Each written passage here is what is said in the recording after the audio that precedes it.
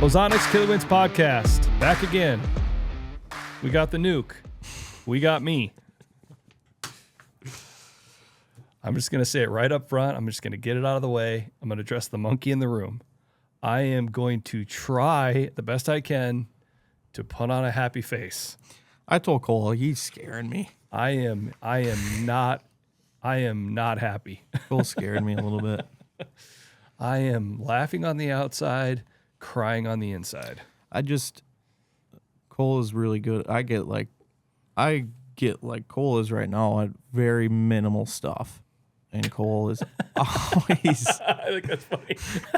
I think what you just said is your hot messness comes out. Yeah, and Cole reels me back in and just is like, dude, we got however many days left of the season. We just got to keep grinding, keep going. We just got to keep pushing. Harder the work, the luckier you get. We just need seat time. We just keep your head in it, stay focused. Cole's super optimistic. And over the course of the weekend, that 180, and it's scaring me. Yeah, well, you know what is it? What did Mike Tyson say? It's all good until you get punched square in the face. Mm-hmm. I got punched square in the face. So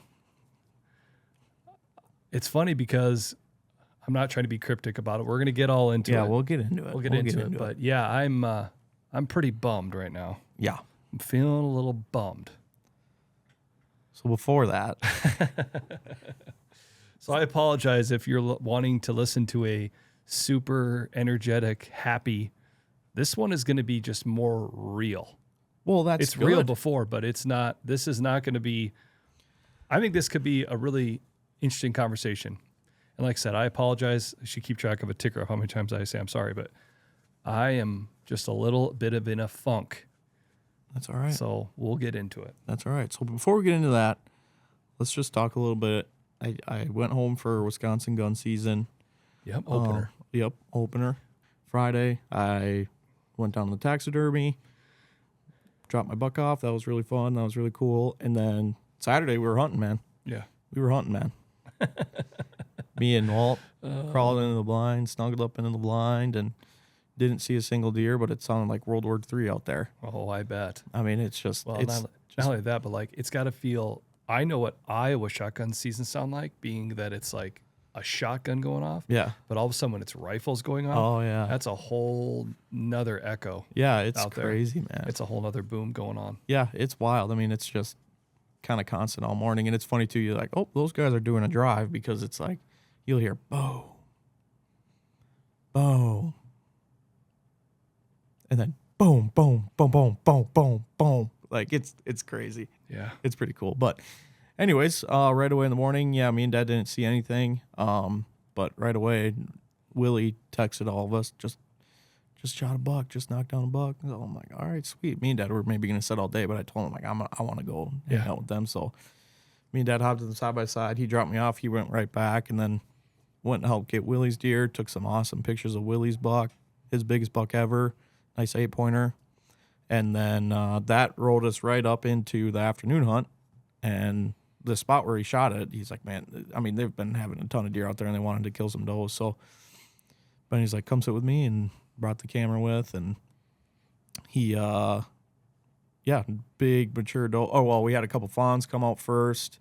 And then it was just a parade. Oh, I mean, yeah. There was just deer coming out everywhere. So picked out the biggest one, shot her, and it was kind of funny. We were playing back the video, and it looked like he just 10-ringed her, just perfect.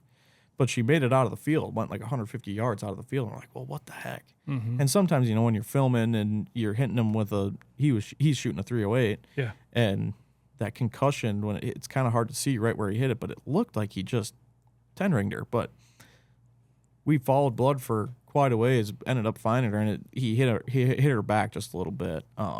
But got her. But it was kind of funny because as we got down with light, because we just wanted to see blood. It was on a cut bean field. Sometimes it's kind of tricky to find blood on a cut bean field. So we're like, let's just go right now and just whatever. So we're walking up, and then we can see the field that Willie and Charlie were sitting over. And I look back, I'm like, oh man, a doe just popped out right there. Like, they're going to get a shot for sure. So me and Benny are still looking all of a sudden, boom! Oh, jeez. Yeah, I mean, it was way. Oh, okay. I mean, I bet you they were 400 yards away and shooting the opposite direction. Yeah. But Charlie shot one too, so we went and got Benny's, got that taken care of, went There you back, go. and then went and helped Charlie get his, and That's awesome. yeah, it was a lot of fun. And then yesterday was a slow day for everybody, Mm-hmm. and now I'm back.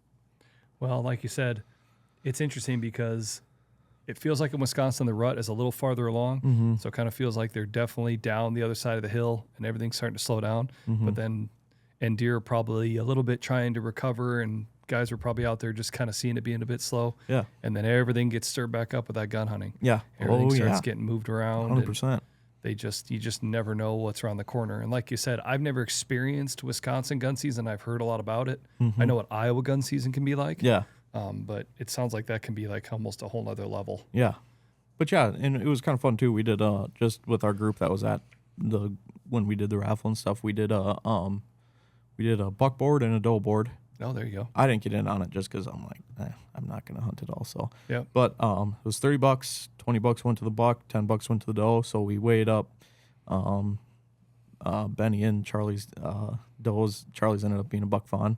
Oh, yeah. His was 68 pounds. It's funny because like the difference between Iowa and Wisconsin, we just call that a button buck, and you guys call that a buck fawn. Yeah. yeah. So his was 68 pounds, and then Benny's was 128. Okay. We said 130 with the tenderloins in there, but we cut that out as soon as we started gunning that thing. Yeah. Oh my gosh. It's funny because I feel like your Wisconsin-ness, it comes and goes. If you're in Iowa for a while, you start to kind of talk and act like an Iowan. And you've got this big long nickname. Part of the nickname is non-resident. There's times I'm like, maybe I should take that off there. But then you go back to Wisconsin and your Wisconsin-ness just hits you like a freight train. It comes back in a split second.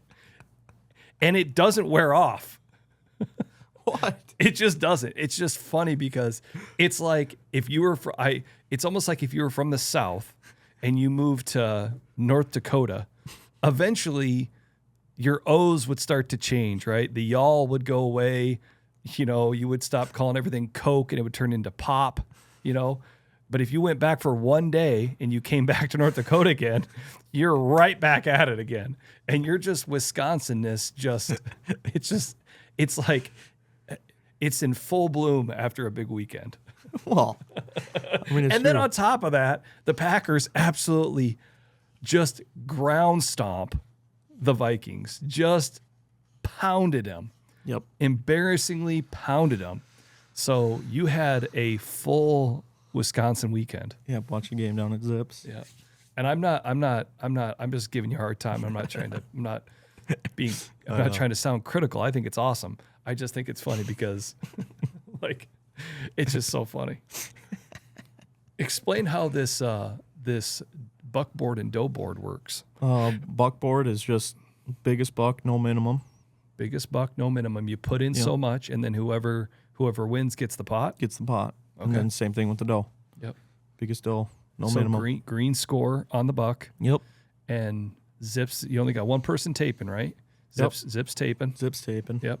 And then doe is field dressed, Field dress. one weight, One weight. same scale. Same scale. Yep. We got a new scale for Zip shot for Zip's birthday. The boys got him.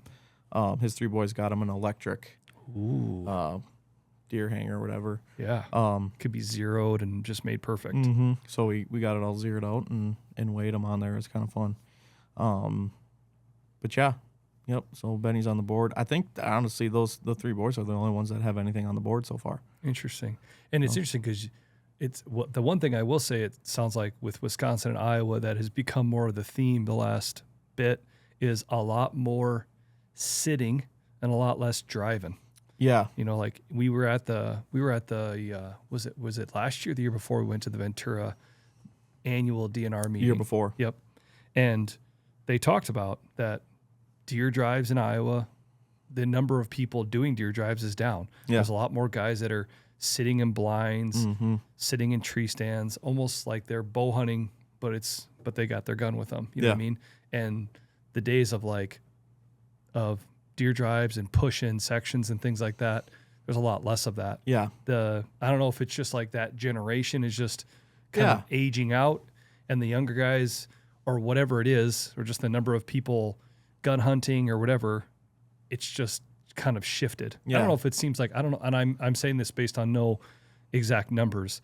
It sounds like there's still a lot of gun hunters out there, Yeah. but just, it seems like it's shifting. Yeah, no, it definitely is. And it shifted quick because, I mean, I remember the days where we would do drives pretty much almost every day. Yeah. I mean, but then a lot of those spots that we had permission to do drives on, they turned into developments. And so you just have less. I mean, we still do drives. I mean, but what we do is we sit all week, and then like this weekend, like Friday or Saturday, they'll do drives all day. They won't go sit. They'll just go push everything out and see what they can come up with. But it's definitely changed a lot. A lot. I mean, we did so many drives when I was young.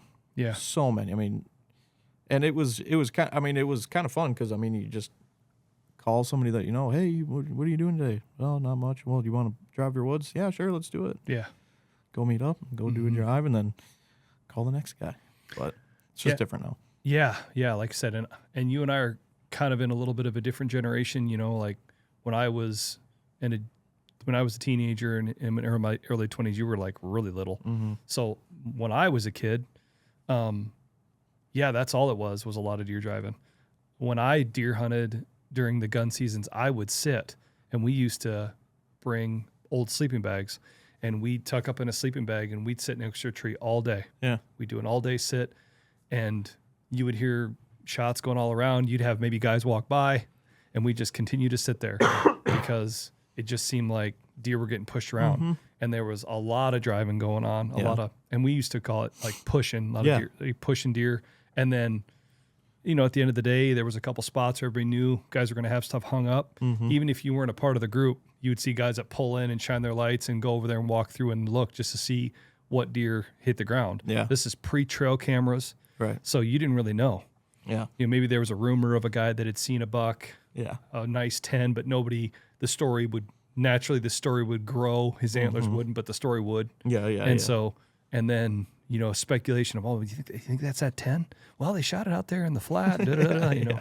So that was the way it was when I was a kid. And I think, again, like I grew up in the late 90s and into the 2000s, you know, bow hunting back then was a whole different thing. I remember asking permission for bow hunting, and people like, you want to do what? Yeah, exactly. Like I remember as a kid when I was like 10, 11, 12. Oh, yeah. There was a school teacher that I remember that he bow hunted, and I thought that was so interesting. And the guy that taught me how to hunt, he bow hunted. And there was just so very few people that did that. Yeah, no. It was all gun hunting. And, and you lived for the first weekend in December in Iowa. That's the way it was. First weekend in December. I remember thinking and going back to school that following Monday or Tuesday or Wednesday, because some people would hunt Saturday, Sunday, Monday, Tuesday, Wednesday, because that was gun season in Iowa, 5 days. And it was just such a thing. Yeah.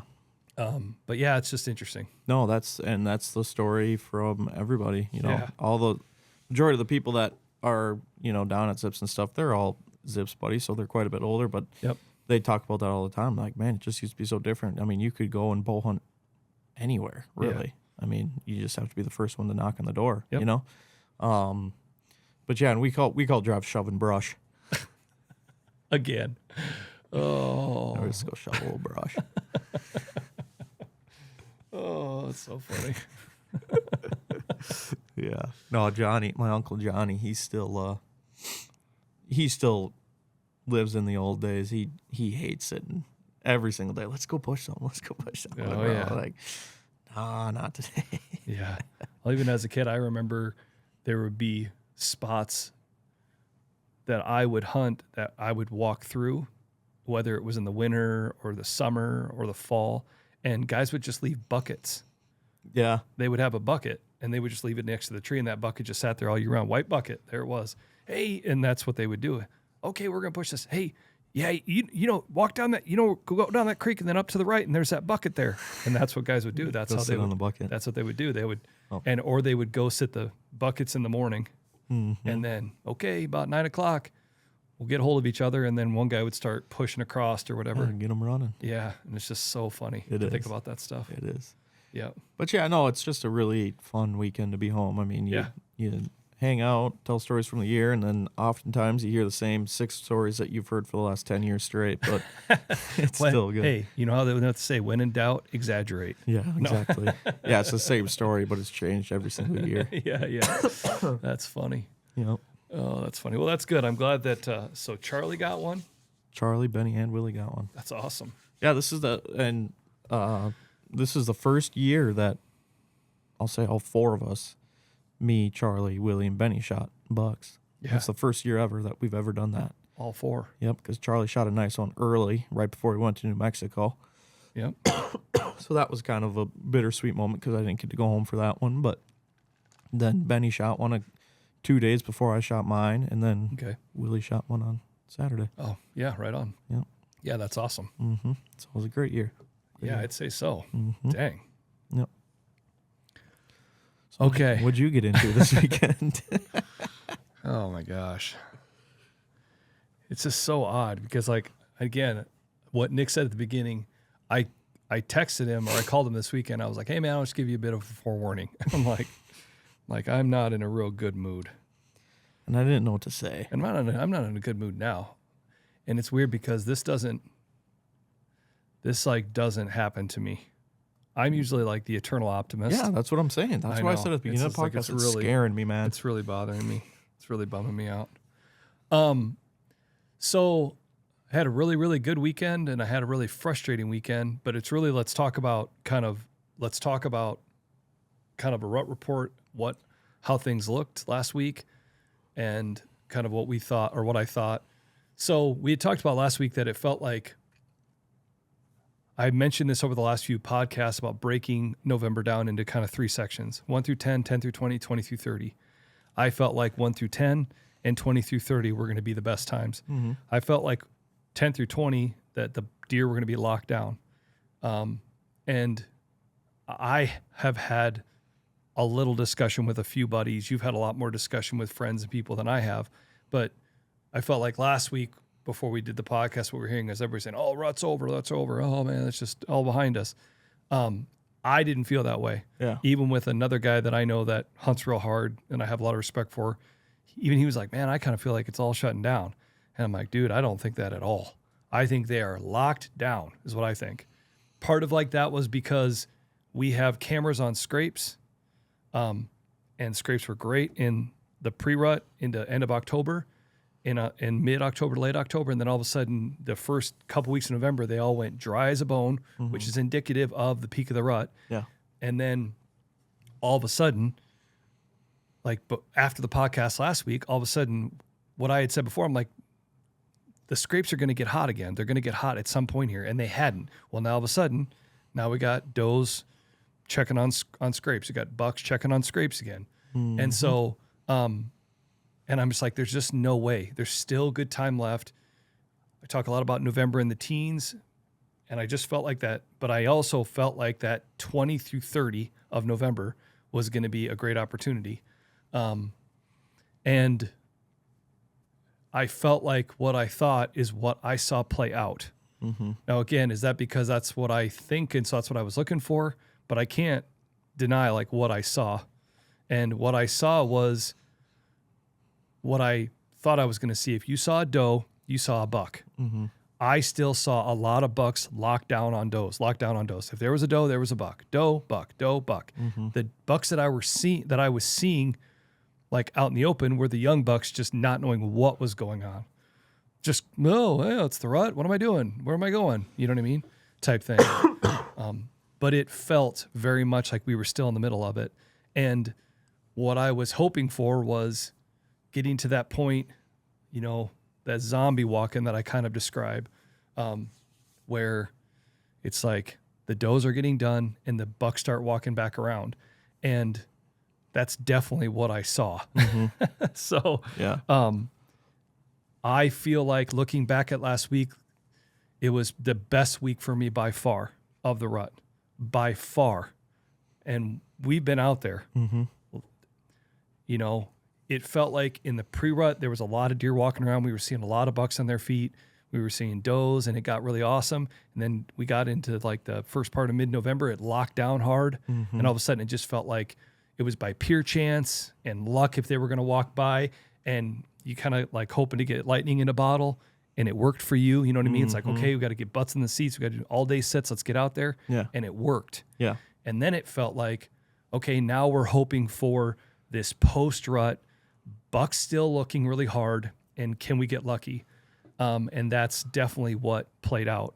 It was weird because it was like the arc of any good story, and maybe the story is still being told. I guess the time will tell. It is.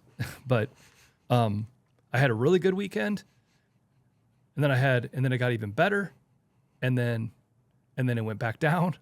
So I'm trying to think what day that was. It was Thursday afternoon. Mm-hmm. Yeah, Thursday afternoon. I went out. I snuck out Thursday afternoon, like late in the day, and just got into a spot that I have doe-only tags, just antlerless tags. I'm like, you know what? This is an unpressured spot.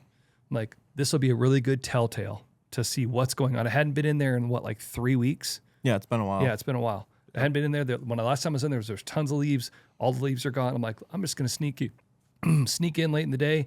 I had a northwest wind at like 5 to 10. So I was like, you know what? This is a perfect wind for this spot. I can sneak in real good. It had been really wet, foggy, drizzly. I'm like, I can sneak in real quiet. We'll see what happens. So I get in there, and I'm not even in the stand, but 30 minutes. And it's like, oh, there's a doe. And for the rest of the afternoon, if I saw a doe, I saw a buck. I ended up seeing, I thought it was like 14 or 16 does, and I probably saw 7 or 8 different bucks. Yeah. I watched a doe walk through the woods, and she zigzagged around. She'd stop and look, and she'd walk to the left and then walk to the right and then walk consistent for a while, stop and look. After she walked through, 10 minutes later, I watched a buck Do the trace same thing. every step, Yeah. every step. 10 minutes after that, another buck came through, traced every single step. Yeah. Okay. And then 20 minutes later, here walks another doe, completely the other direction, just going off, doing her lollygagging thing. It feels like does right now are tiptoeing through the woods. Okay. Don't mind me. Yeah. Don't bother me. I don't want to run. Yeah. Like just trying to get to where I want to go. And the bucks are being patient and respectful, but they're also like, I'm going to follow you. Yeah. And then if you give me any indication, we're going to the Derby. Yeah. Put your running shoes on because here we go. Yeah. And then all of a sudden, then I see another doe. She starts lollygagging through. Buck comes up behind her, and then all of a sudden, the chase is on. Bump, bump, bump. You know, the iconic buck head really low to the ground. You know what I mean? Like bumping her through, kind of doing his little high step dance. You know what I mean? Yeah. And it was the rut, the epitome of the rut. It felt really awesome. And again, I have these doe tags. So it was a really, really good day. And I was really fortunate. I actually got to shoot 2 does that night, which was pretty cool. Huge. Yeah. And it's nice to be able to double up on a spot that it's kind of hard because it's like separate from where we hunt the rest of the time. And so it's like I kind of feel like I'm stealing from Peter to give to Paul. Yeah. I'm so appreciative that I get to hunt there. And it's such a really cool place to be a part of. Of course, he wasn't a giant. It was like 110, 120. Nice buck. Nice, like nice buck walks. Yeah. Same thing. Walks out. Oh, that's a buck. Comes directly downwind, right on the south side to the left of my stand, directly downwind, walks right through. There's these 2 huge scrapes to my left.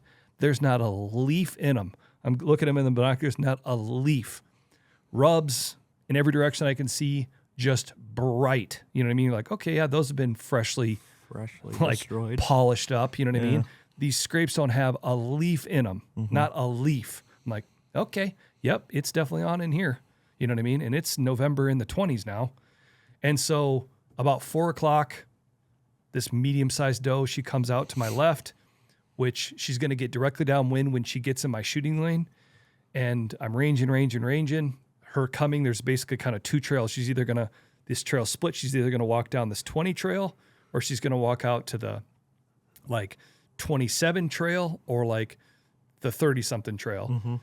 So she walks and she gets to the 27 trail. And of course, you know, there's like one little stick and I'm sitting there like, and that I was standing for that one. I'm standing there. I'm like just putting pressure on the bow. You know what I mean? You can like feel the intensity in your muscles. Like you're just like trying to relax, but you're just like so amped, you know, and jacked up. And she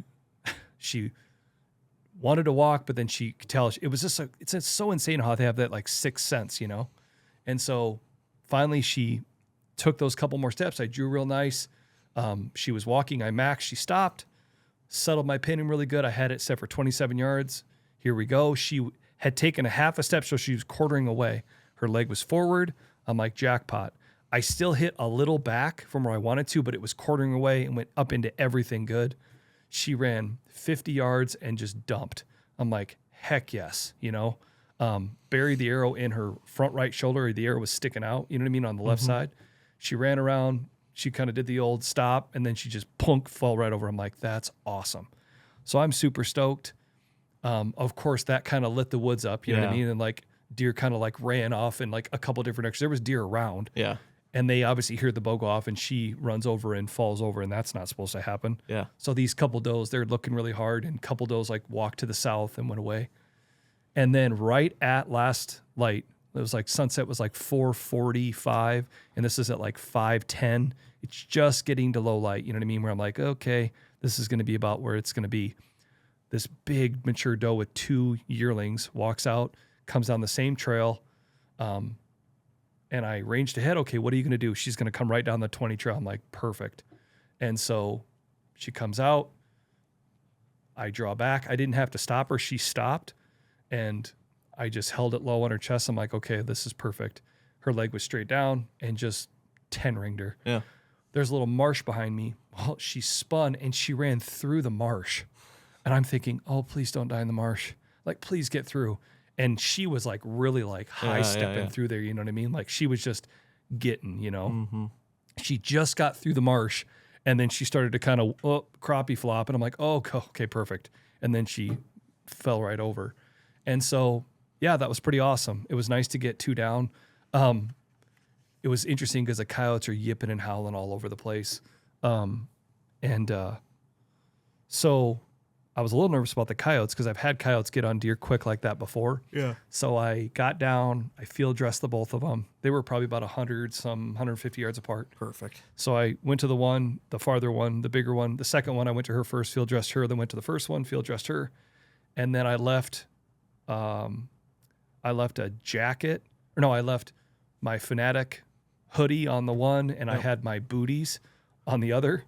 But I insulated those, what are those, Arctic Shield? Arctic Shield, yeah. Yeah, those booties that I put over my boots.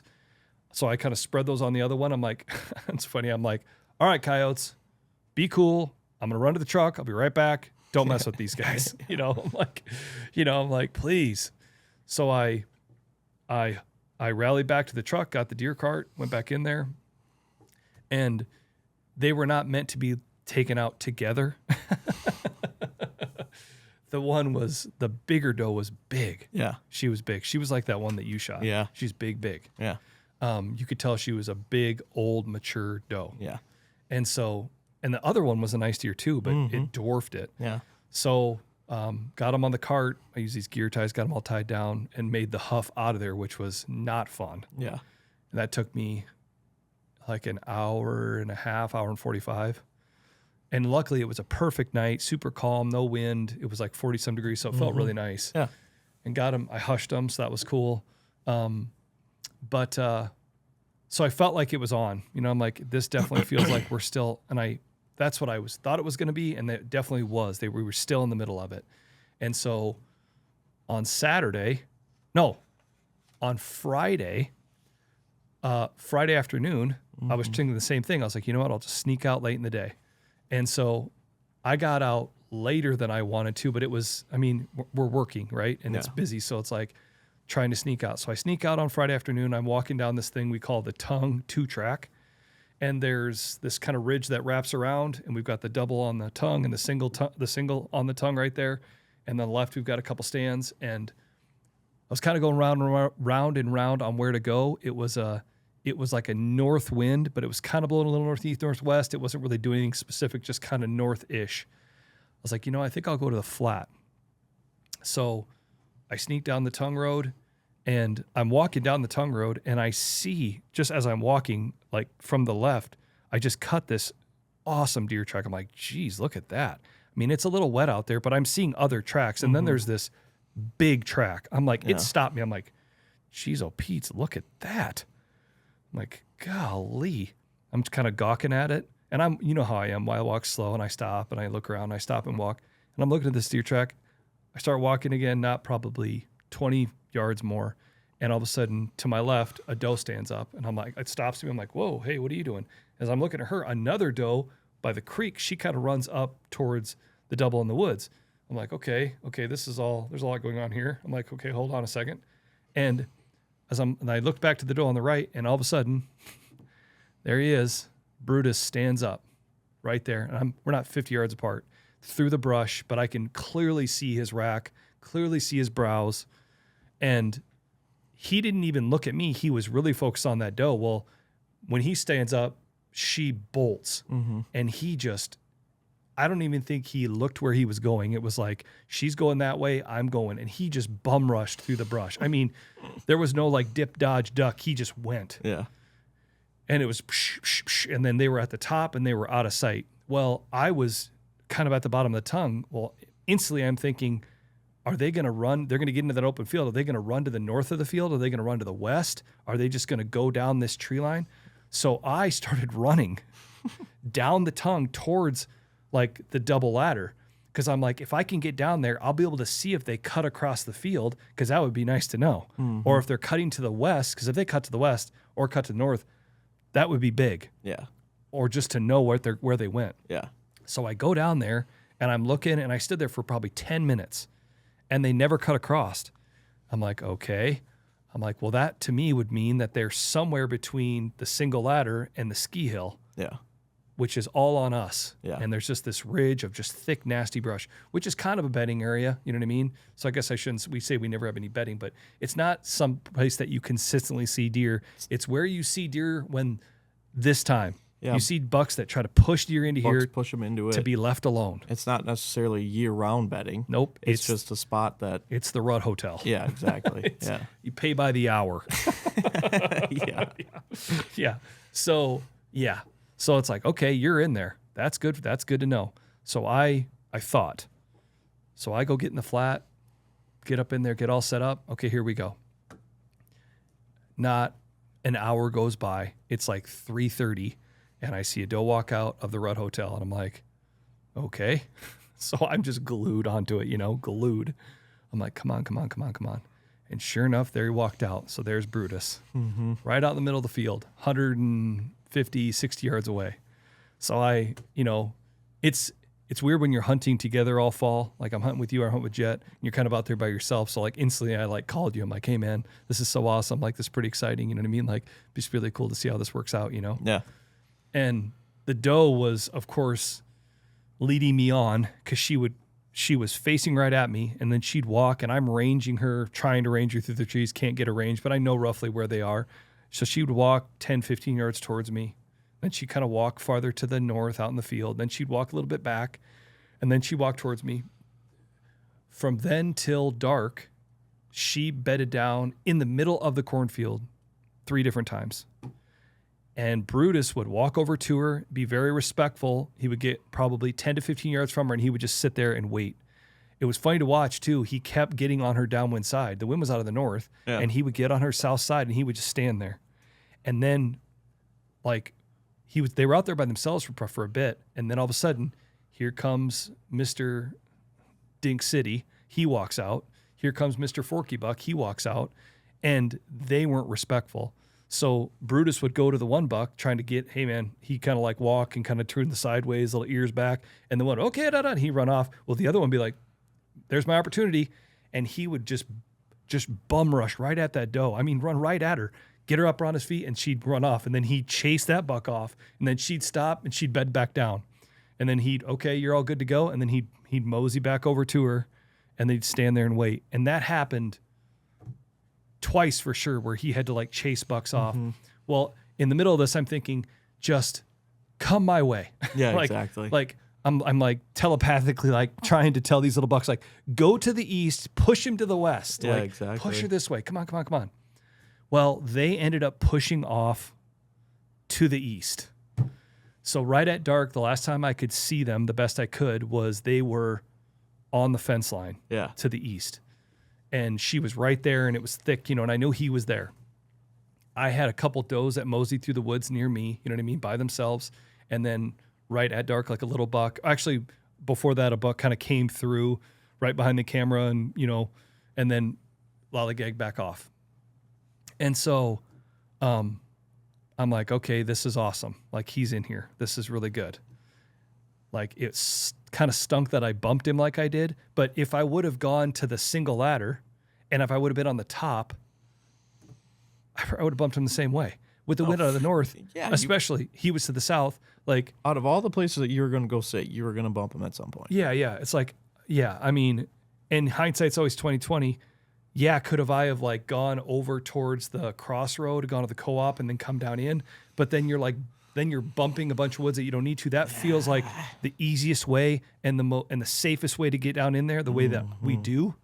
And so, again, you're kind of like, oh, should I have done something different? But it was like, again,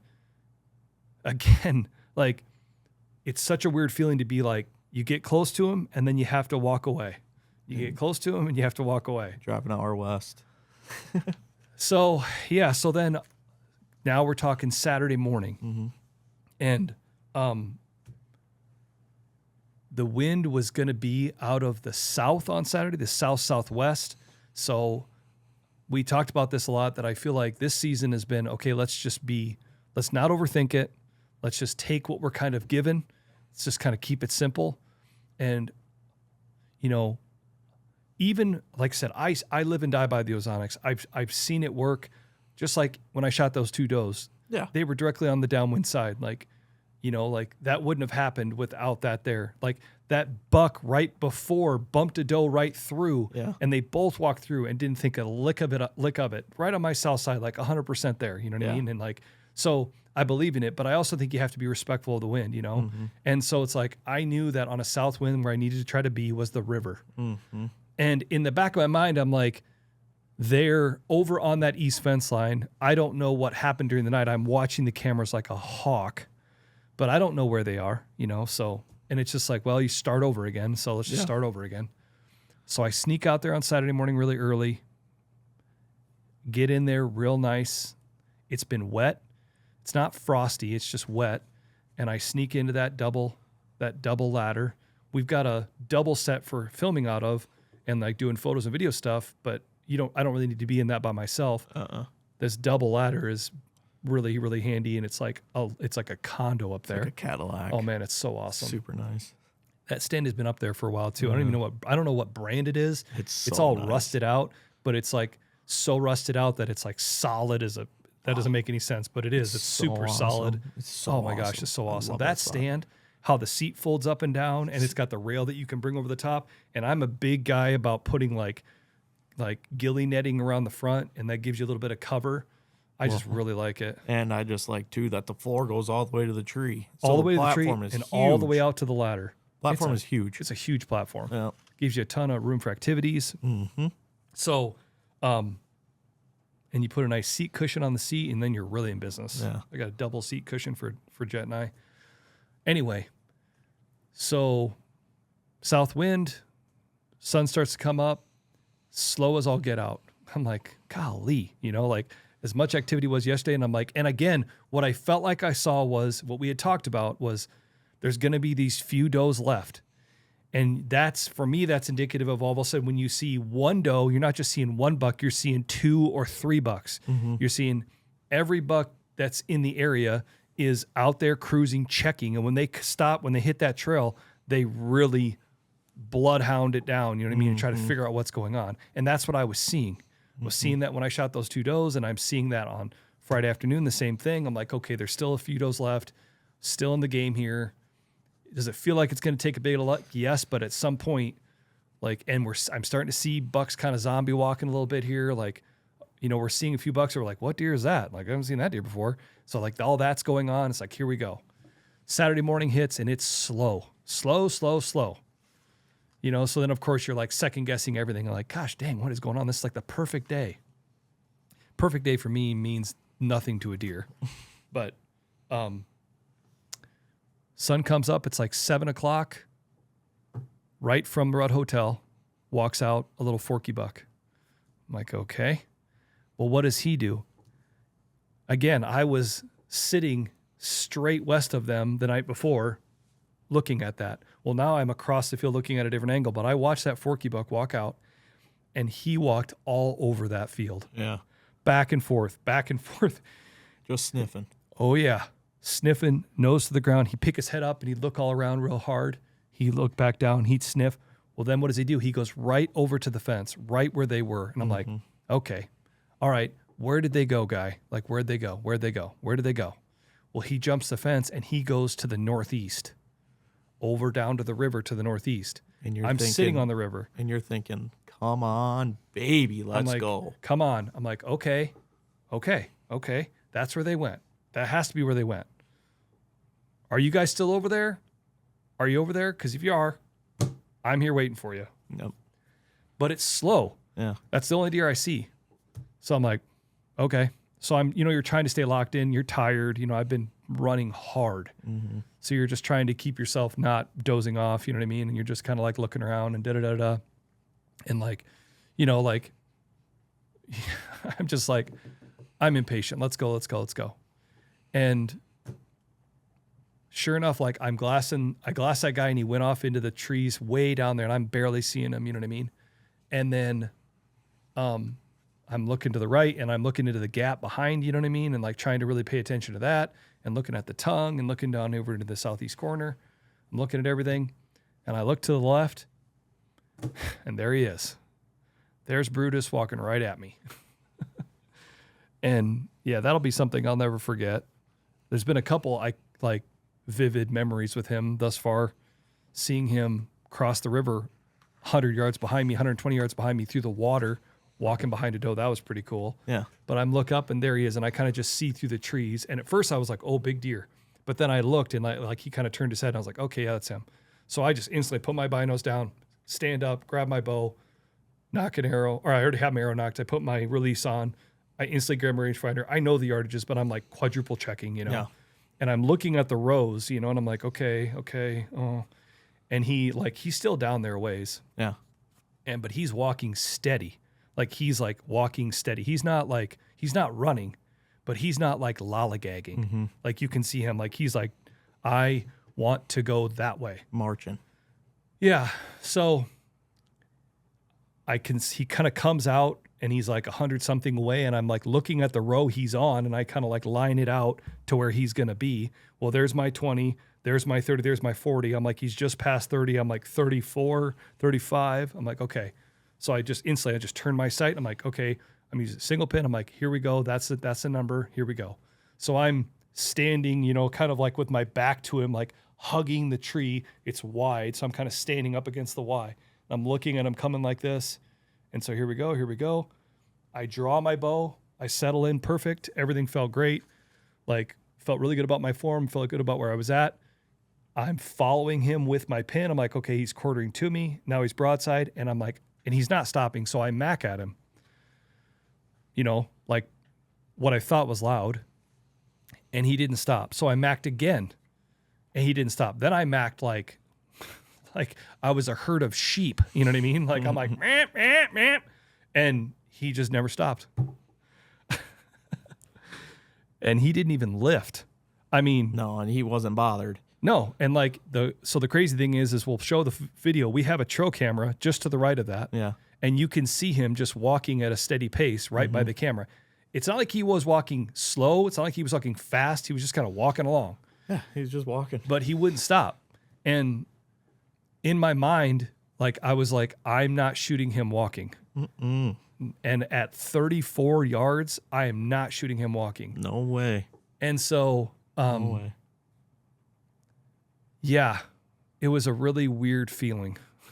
It was like, it's weird now because like I don't usually get this bummed up about it. Yeah.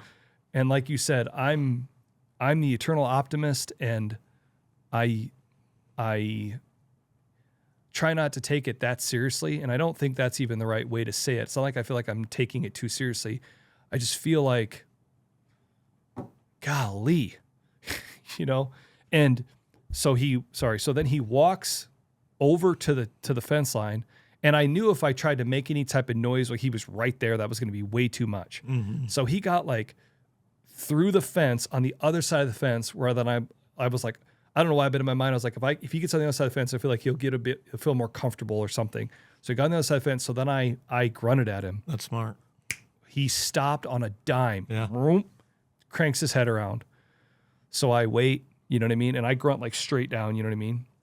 He kind of stops. He kind of looks the other way. I snort wheeze at him very softly. Same thing. Rips his head back around. And I'm like, come on, bro. Like, I'm trying to create this scenario that like he walked by a deer that he didn't see in the brush, and that maybe he's in there with a doe and he's just going to come back to check. Yeah. So I'm like, come on, bro. And he's not that far, right? He's like 80, Yeah. 60, 70, 80 yards away, like kitty corner to me. But I don't have a shot at all. It's all, there's trees and brush and a fence and blah, blah. So he looks and looks and looks. It felt like a long time. It was maybe like 30 seconds or a minute or something. And then he kind of stepped and looked back again. And he stopped and he looked, and then he just kind of flipped his tail once. And then he just started walking again. And I felt like that was enough. I was like, I'm just going to do more harm than good. So then he got a ways down there farther, and he literally just started walking like he was walking before. He got where I could see him real good. I snort wheezed and grunted at him again. He cranked his head back around again real hard. Same thing, flipped his tail once, and then just kept walking, got to the gap, hit a scrape, hit a scrape and tinked a couple branches above his head, and then just kept on walking, just walked in to the left, to the north. And that was that. By 8:05, he was out of my life. And it felt like a very low moment. Felt like a very high moment, then it felt like a very low moment within a 30-second window. I don't know. It's a bizarre thing. And I wrote this whole thing down. I'm going to try to read it. This is what Nick was all freaking out about. And I'd like to say I could memorize it, but there's a lot to it. So I'm going to try to read it. Did you write this? Yeah, I wrote this. Yeah, Okay. I wrote this. This is just, here. Okay. Let me start over. So this all happens. And then after that, not but 10 minutes later, these 5 does come across the field, and they kind of walked up on on the top of the rise. They go into the gap, and they're looking to the left hard. I mean, they're like looking, they're cranking their head, looking. I'm like, okay, that to me would mean he's probably still there. Yeah. Well, they walked towards the river.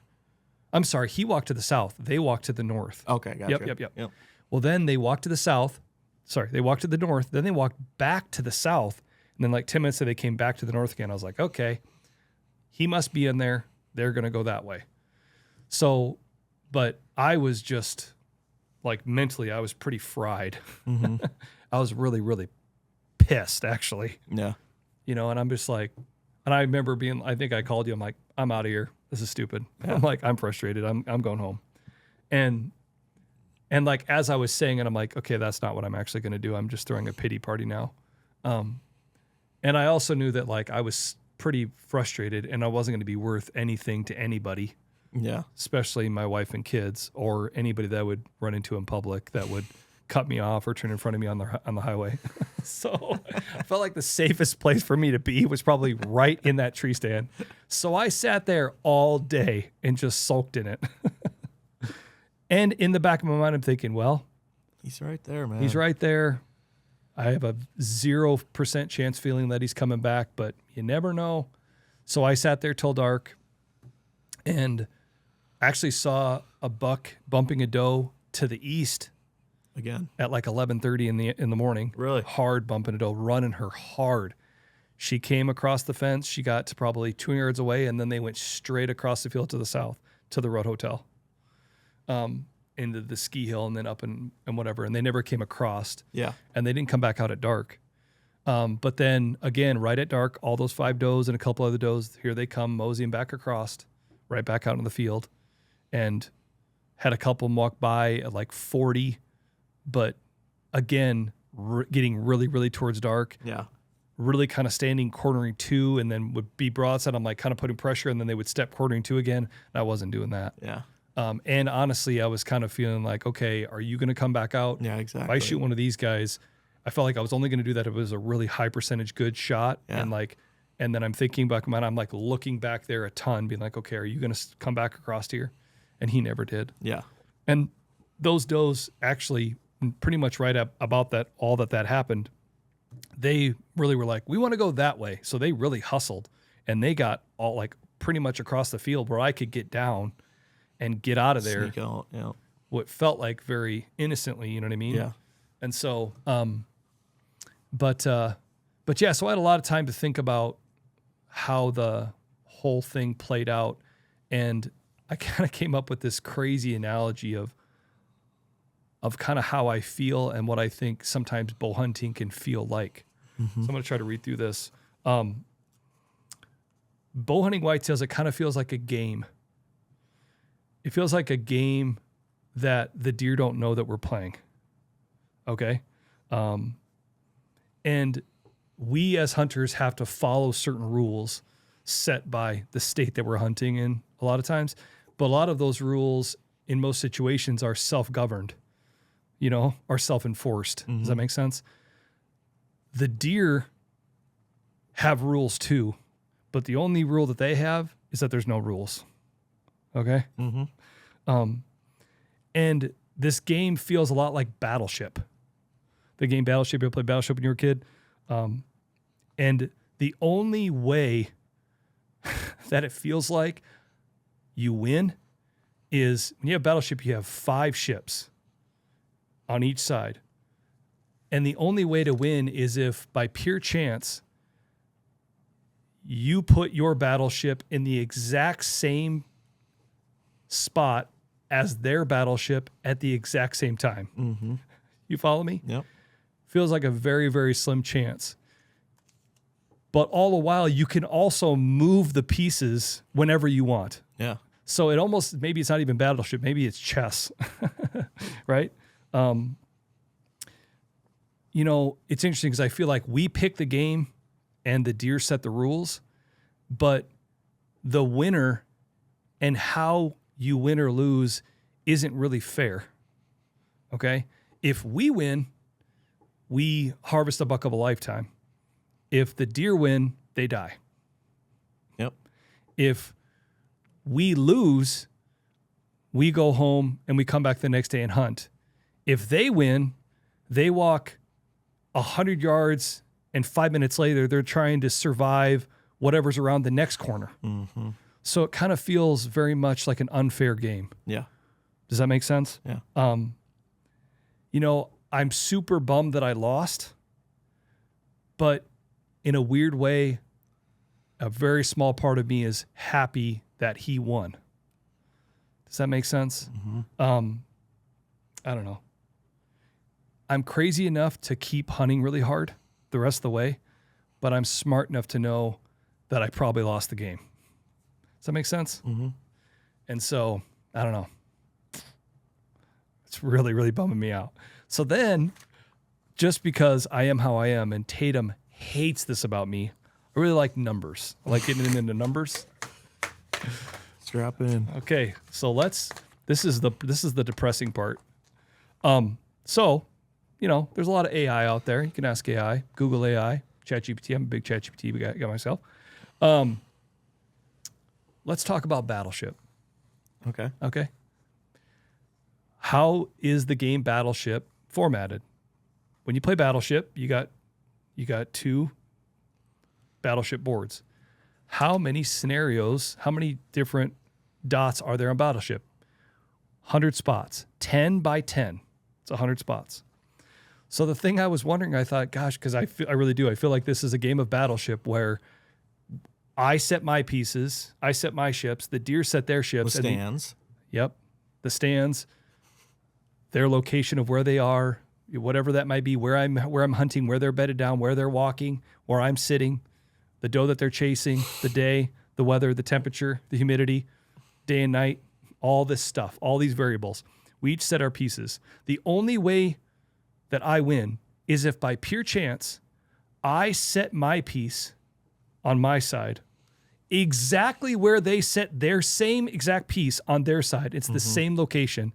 And I pick that spot at that exact time. But if I don't right then, I get to move all my pieces and they get to move all their pieces. So that's why it maybe is more chess and checker or battleship. But you follow what I'm saying? Yeah. So then I was like, what are the chances? So I searched the bowels of the internet. The grid size is a 10 by 10. There's 100 spaces. Each player has 5 ships. There's 2 3s, a 4, and a 5. 5 ships. In the classic game of Battleship, there are over 30 billion different possible ways a single player can set up their 5 ships. 30 billion. Actually, 30,093,975,536 different ways. But that's just one player. There's 2 players, and we each have to put our pieces on where we want. Yeah. Well, now you have to square that number, which means the chances of me putting my ships exactly how the deer's putting their ships, and for us to pick the exact same spot, okay? 905 quintillion, 647 quadrillion, 363 trillion, 561 billion, 366 million, 487,296. So you might as well just try to go out and get struck by lightning like a bunch of times.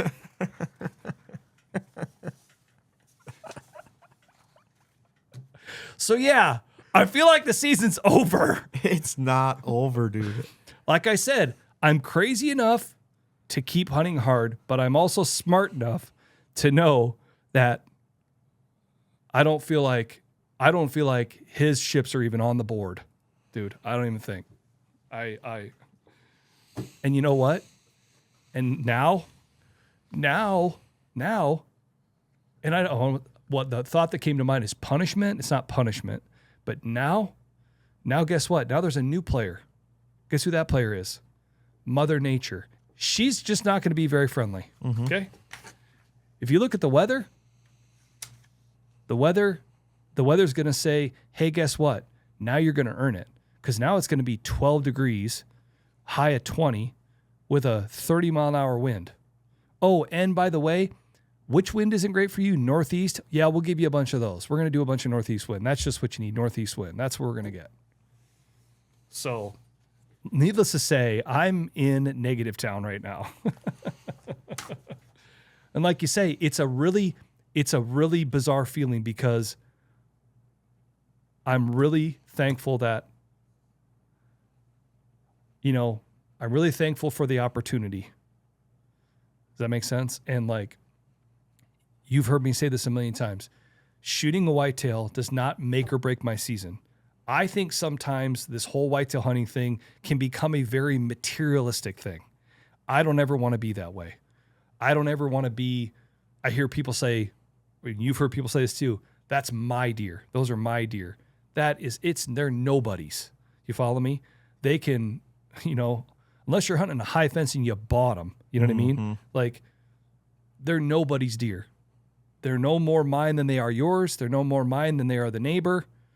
So I don't ever want to feel like I'm holding onto it so tightly. And that's not what I feel like I'm doing. I just feel just real disappointed because,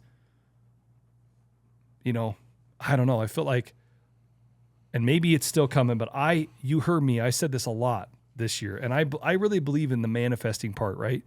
You have to say it before before it really happens. Your body, your brain, there's a lot of stuff out there. You can Google it. There's a lot of stuff out there about manifesting and speaking it into existence. And when I have done that in my life, when I've done that, I've seen things come true. Years ago, I said, I'm going to run 100. I'm going to run 100K. I'm going to run 100K. I started with like, I had been doing distance running, but I hadn't done it for a while. Mm-hmm. I could run 2 miles. I could run 2 miles. And I was like, yep, that's it. And I ran 100K. That's like 60 some miles. You know, like I said, I'm going to remodel a farmhouse. I'm going to just basically do as much of it as I can myself. And I don't know what I'm doing. I didn't have a nail gun. I had a tape measure, a hammer, and a pry bar when I started doing all that stuff. Seriously. It's crazy what you can do with a hammer and a pry bar. But that's all I had. I didn't know what I was doing. I didn't know what I was getting myself into. Mm-hmm. And it happened. Like, and again, I'm not trying to toot my horn. I'm sorry if that's how it's coming off. That's not what I mean in any way. Like, look at when I go to Alaska, like I've said these last couple of years, like that's the sheep we're killing. Like I'm going up there and we are killing that sheep. And we have, you know? And so this year I said it to Jet, I'm killing Brutus. I told him, I said, I'm going to kill Brutus. And when I kill him, you're going to get to see him. You're going to put your hands on him. And in a way, I felt a little uncomfortable to say that, but I'm like, I'm doing it, you know? And like, I don't know, dude. Don't forget that. I know, but like, because I just don't know how much more. I don't know how much more that couldn't have been it. Like, you know what I'm saying? Like, dude, he was right there. I have been doing all the, and that's what I'm getting at is like, I feel like it's like this, it's weird. It's like, and this is what I'm trying to get at. I don't ever get so, like, I don't get worked up about deer hunting. You know what I mean? Like, and you're right. At the beginning, there has been a lot of times when you get like real bummed up. Yeah, I go deep. Yeah. You get really hangry. You need a Snickers. Yeah, I get really, really bummed out. But and then I go, Nick, it's okay. You got a lot of season left, and that's all true. And there's a pep talk to be said, but the reality is, dude, is there is no pep talk to be said. There isn't like hardly any season left. Like that was the perfect opportunity. And what I'm saying is in the pit of my stomach, that's what I feel like I'm really bummed out about is because I can usually go, oh, hey, it's okay. But like the voice in my head, the internal dialogue is saying, hey man, let's have some real talk. Like you're probably only going to get one chance on deer like that. How many chances have you had where you had them under 100 yards? 0. How many chances have you had under 50? 0. How many chances have you had under 30? 0. You know what I'm saying? It just feels like that was it. And a deer like that just doesn't, I mean, it's crazy to think he's been putting himself out there, but he's also been putting himself out there in a very safe way. You know what I'm saying? Like, yeah. I mean, he has and he hasn't. Like putting himself out in the middle of the field at 3:30 on a Friday afternoon, not a good idea, guy. Just telling you. But like in the same regard, just like I said, the battleship pieces have to line up. And like, and again, dude, he walks away and I don't know where he is now. Like, I don't know where he is. I mean, I don't know. And like I said, I'm watching the cameras and like we both are. And I don't know. And I have to take my own medicine. Like I really believe this week. Now again, I saw it on Friday. I saw it on Friday that they were still carrying on, and I still think they are carrying on. And I've been out there and had good hunts on Thanksgiving. You know what I mean? I've had good hunts. I've told this story before. I went on Thanksgiving morning, afternoon. Sorry, sat at the single ladder, wind howling. I remember just sitting there going like, "What am I doing? This is so dumb." Looked to the left, and here walked out this doe, and here walked out a great buck, just dogging her. So it can happen, but I don't know. It just feels like. I don't know. Like this weekend with the way the weather was, I was just like, oh man, this is it. This is my window. Like I have a good wind. All this feels like there's a real chance. And I just don't feel that way anymore. So it's like, I just don't feel like there's like, I can't deny, you know, how I feel. And then again, like part of me too is like, I'm proud, and I'm not in a prideful way, but I'm proud of myself that I feel like I did the right thing. Like I did the right dude, thing. You did everything right in that situation, man. You know, like, but then again, then the other part of me, I go, should I have like yelled at him? I'm like, should I have like, hey, and like stopped him? I don't know. I mean, but then I'm like, if I do that, then he like bumps off and like, so he didn't really 100% know I was there. And then like, oh, should have I even grunted and snort wheezed at him? I'm like, that was kind of like a last ditch effort, which could have worked. And then all of a sudden there I am and we're having a whole different conversation. But it's just like, I feel like the Minnesota Vikings. What are we supposed to do? Offense, defense, special teams? It's just not working right now, okay? And you know what? We're just taking losses. We're taking on water here. Here's the deal, man. Here's what I'm going to say. Hey, the ship is sinking, okay? And I understand. You know what? We either gonna keep playing. I'm like the cello player that looks at my other violinists people and go, "What do you want to do?" And the guy goes, "We're going down with the ship." And I'm like, "That's right." No, dude. Play the next song. Here's the deal. Pigs must be flying today. Pigs must be flying today because in what world am I going to be telling you this? Okay? Here's the deal. Here's the stinking deal. You're looking so far past what we have left. Okay, number one, you just said Mother Nature is going to take a turn. Guess what else that means? Those deer are going to be on food so hard, and where has he been the most active? On that cornfield. I think we have a really legit, real shot to get him killed late season. And I have said that from the beginning. I told Benny right away. I said, Cole's in the dumps really bad. He said he's done hunting. I'm not done hunting. No, I know, but you know what I mean. Just you were down in the dumps. I'm like, it's just so far from being over. It is so far from being over. The way I see it, that is just another chapter in the book, and we're going to go to the next chapter, and we're going to hunt as hard as we possibly can, and I seriously think there's a good chance that he can step out there. He's already back to what he was doing in the summer. He was away from a doe. What is he doing? He's right back. That was the first time we've had him on that river camera since the summer. Mm-hmm. He's gonna move back into what he was doing in the summer. Granted, it wasn't as consistent, but we know he's consistent on a red moon.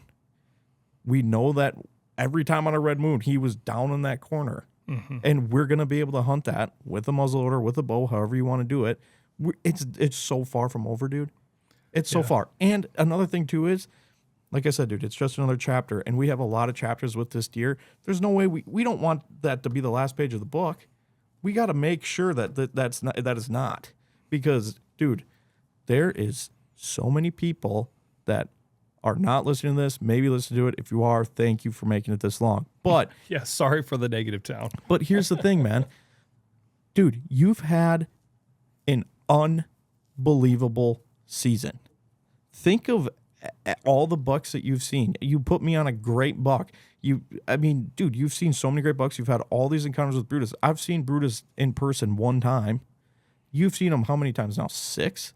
5, 6 probably? Yeah, it's been quite a few. A ton. Like, you're right there. Like, there's... Dude, knock this crap off about it being done, because it's not. It's not done, dude. It really isn't. It's not. I know it. I can feel it. I know that we will have another chance at him. I freaking know it. It's 11-11 right now. I swear, dude. Yeah, like I said, I'm sorry. I don't mean to be so, like, down in the dumps about it, but it just... That's part of hunting. That's part of hunting, but that's the good thing about having a close hunting buddy, because I've been so down so many times, and you've brought me back up, so now it's my turn to do it to you. We need to just hammer home right now, man, because he's there, dude. He's there. He's shown that he's freaking super active, and I was looking back at some historical pictures, and he's been active late. I'll tell you that for free. Mm-hmm. I just think, man, we've had a great season. We still got, a week and 5 days left of bow season. And you know what? Everything happens for a reason. Mm-hmm. I think Jet could shoot him in shotgun season. Yeah, I know. Well, that's the other thing I was thinking. I'm like, when I like sitting there on Saturday, I can look down this gap and I could see permanent blind off in the distance. And then there's another one behind that one. And I'm like, oh, golly. You know, and I know that there'll be guys out there. They'll be pushing that hard. Pushing it hard. Now, he's made it through in years past. You know what I mean? So I think he knows where to go. And he ain't dumb. Nope, he's not stupid. Me and Benny were doing serious historical today. I don't even think that he's 6 years old. Yeah, he's not dumb. Like, well, it's funny too, because like we've had kind of unknowingly, we've Had him on camera for a long time. yeah, and we've probably had encounters with him and didn't really, or I've had encounters with him hunting where we weren't hunting together on camera and Yeah. stuff. We just didn't really, I didn't put two together. And he just got older and older and older and older and bigger and bigger and bigger. And now, and dude, I'm telling you, seeing him like that, like, dude, It's a huge bodied deer. yeah. Like, I showed my dad that video because we were sitting in the blind, and my dad instantly, you call, my dad's like, oh, he killed one. He's like, I'll start packing right now. We're going down. He's like, we're going down. I'm like, just hang on, just hang on. And he's asking, he's like, did he kill him? I'm like, no, he didn't get it. Like, I'm just shaking my head at him. He's like, how big is this deer? Like, you've talked about him a lot. He's like, I kind of know. I don't. And I showed him the video, and he's like, oh my God. The yeah. body on this thing is unbelievable. Yeah, and again, when they walk away, they always look big. But you see him compared to the other bucks that we've seen. Mm-hmm. Jeez. Oh, yeah. Oh, yeah. But yeah, he's big. But yeah, like I was out, so I sat all day Saturday, and then I went back out there Sunday morning, and it was even. I saw deer on Sunday morning way off to the east, and I saw them to the south, but nothing. This kind of fog rolling out through there, and it was really, really calm, switchy wind. Yeah. I sat the river again, thought, okay, I'm gonna just chance it. Yeah. A little bit more, but it was blowing south and west, southwest, southwest. So I was like, okay, I'll try to do it a little bit more west. Yeah. And about probably 8:30, I hadn't seen anything remotely close really ever since first light. So I thought, you know what? I'm just going to rattle. I'm just going to do a sequence on a rattle. Just see what happens. It wasn't 5 minutes, and Bentley walks out in the gap. Yeah, so it was cool to see him again. And he was rattled, set it down, looked around. I looked at my time. It was 8:40, and I saw him at like 8:45, and he stepped right out in the gap, and he was looking down like hard. And I'm like, he's a nice deer too. He's not Brutus by any means, not even close, but he is definitely not a deer that you pass on either. Beautiful buck. Yeah. So I grunted softly, and he definitely heard that. Kind of stepped towards me, like turned his body towards me, and I'm like, oh, dude, just line out. And then he went back and went to the north into the river, and I sat till 11, and I had to get going. I had tried to put in a snow fence at the house, and I had some stuff. Just, you're always stealing from Peter to give to Paul and some of the stuff, and I'm like, I wanted to sit all day, but I'm like, I've got to go. Mm-hmm. And so, yeah, but I hear what you're saying, and I appreciate it. And like I said, I don't mean to be so Debbie Downer. I need to take my own medicine, but it's just weird because, like, again, dude, and again, I don't mean this in a braggadocious way. I've been deer hunting for a long time, and I've had things go right and things go wrong, and it's usually kind of water off a duck's back. Like, I'm like, oh no, it's fine, and I just kind of blow it off. And like, even like when I used to guide, you have to be the eternal optimist, and it's always the glass half full. You just have to go on to the next thing. Yeah. But for whatever reason, this time it just really feels like a gut punch more than before. Yeah. And it's weird because it's like I keep asking myself, like, why? Like, why do I feel so like down about this? Like even on Sunday, you would get such a kick out of this. So I take I make Jet help me with the snow fence. I'm like, I get home, I'm like, let's go, get your boots on, get your work pants on. We're doing some stuff. So Jet's like kind of reluctantly, he wanted to watch Vikings game. I'm like, you can watch it on my phone. We put it on the, like just check on it every once in a while. So we're out working all afternoon, and I'm kind of like huffing and puffing. I'm not in the greatest mood, but I'm not like yelling at everybody, but I'm just like, we're trying to get some work done. Let's get some work done. So we get all done, and I'm going to take him to wrestling practice on Sunday. They have wrestling practice on Sunday nights. We get in my truck and just get in my truck to go, and Jet looks at me, and he's like, is everything okay? And I'm like, right away, I felt like such a, jackweed.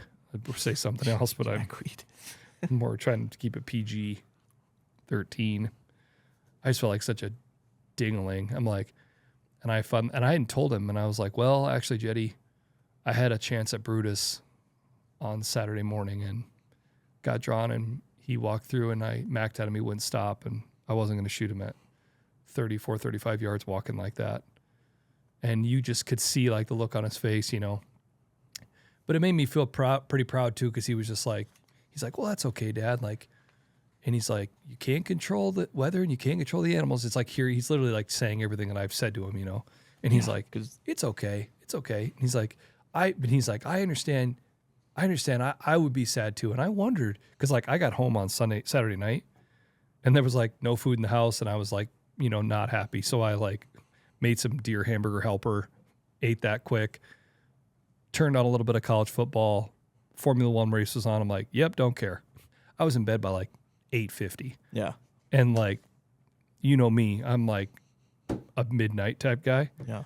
So I was and he's like, you went to bed really early. I wondered if something was wrong. You seem sad. I'm like, oh, Jetty. And I'm like, it just kind of bums me out, But yeah, so it was good to have a little conversation with him about it. But yeah, just kind of feeling like a little bit of a funk. But like you said, I'm going to keep hunting hard, and there's still a chance. He's right there, dude. I know. God, he's right there, man. I know. Oh, he's right there. Yeah, so to kind of switch gears, again, I have to try to take myself out of it a little bit. I would tell anybody else, and I need to listen to what I'm saying. There is still some good opportunity left.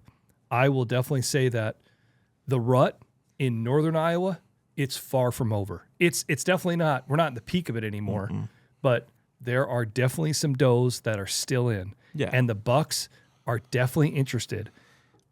Brutus was zombie walking on Saturday. What we had talked about, he was 100% doing that. He was zombie walking, right? He was just like, where am I going? And he was on that doe on Friday. Yeah. On that doe on Friday during the day, obviously on Friday evening, you know what I mean? And then on Saturday, he was walking back through, so are we getting into a tighter window? Yes, we are. And, it's kind of like an oven. The paper is the heating element. If your hand's right here, you burn off all your fingerprints. If you put your hand right here, it's nothing. That's what it's like out there right now. If you're sitting over here, nothing. If you sit over here, it's hot as all get out. And that's what we're going to be getting into. And it's just, there's going to be those does and the bucks are still looking. And there are does that are done, because I'm seeing 4 or 5 does walking together, a doe with 2 yearlings, just like walking through, but you see them walking so cautiously. That's what I feel like.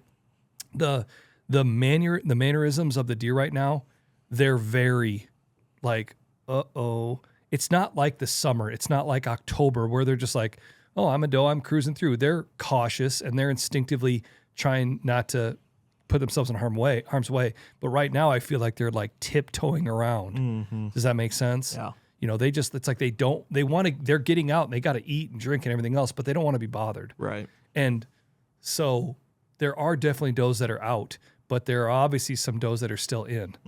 And so it's just going to be that straggler. And it's all of a sudden you see this buck train of 2, 3, 4 bucks all on one doe. Yeah. And that's what you hope is like, just like and World Traveler has consistently been doing this whole locked on a doe. Brutus.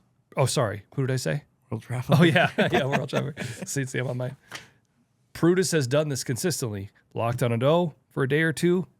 Cruise, lock on a doe for a day or two. Cruise, lock on a doe. Cruise. He's been doing that. This is like 4th or 5th, 6th cycle of that we've seen. Man, it's crazy. And so I would say, again, I did an all-day sit Saturday. I would have liked to do an all-day sit Sunday.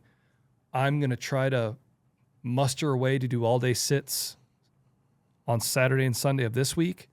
That's going to be a cold endeavor, because they're talking pretty near single digits and wind and snow. So that's going to get fun. But like you said, this weather can also, as the temp drops, it can also heat things up, right? And I'll tell you one thing, the dinner bell is ringing in the bottom. Yeah. Because, there's 3 big fields in the bottom. The one to the west is all tilled up. The other one is beans. And the one in the middle is full of corn. So I'll tell you the other thing that I noticed, and I think I'm switching gears. So let's put a bow on that part. Yep. I think that if you still have a buck tag, listen, there still is good time, and I need to look in the mirror and have this conversation with myself. But again, the winds are going to not be super great. Maybe again, we're all getting a day off in the middle of the week this week, right? Thursday is Thanksgiving. I know it's a day to be with your family, but I don't think anybody's meeting at 6 a.m. So good day to sneak out, right? And Thursday looks really good, real calm and nice. So there's some opportunity there.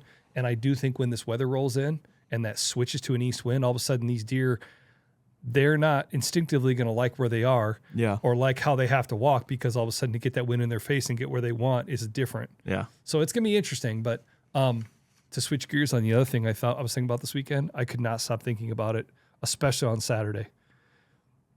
In that bottom field right now, for whatever reason, I don't know if it's just grass is green on the other side, but all those deer, they want to go to the far east end.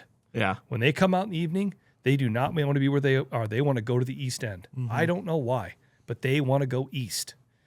I feel like if we had 2 or 3 ground blinds, we would put one between the single and the double ladder on the tongue. Yep. We would put one right underneath the double on the river. Yep. And we would put one on the east end on that H brace. Let's make it happen. We got that H brace. That H brace is where it's at. There's a clump of brush right there.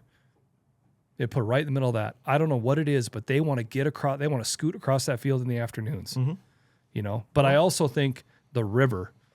The river that's 100 and under when they come on the crest of that hill. Oh yeah. That's a dynamite spot. Well, we can talk about it. We got options out there for sure.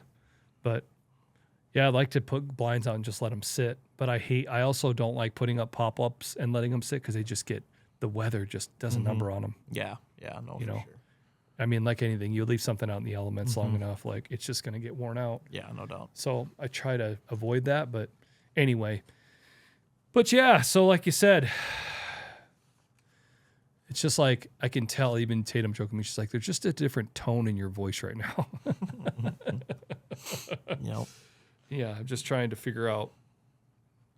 And like I said, it's not in my nature. Like, I'm not a quitter.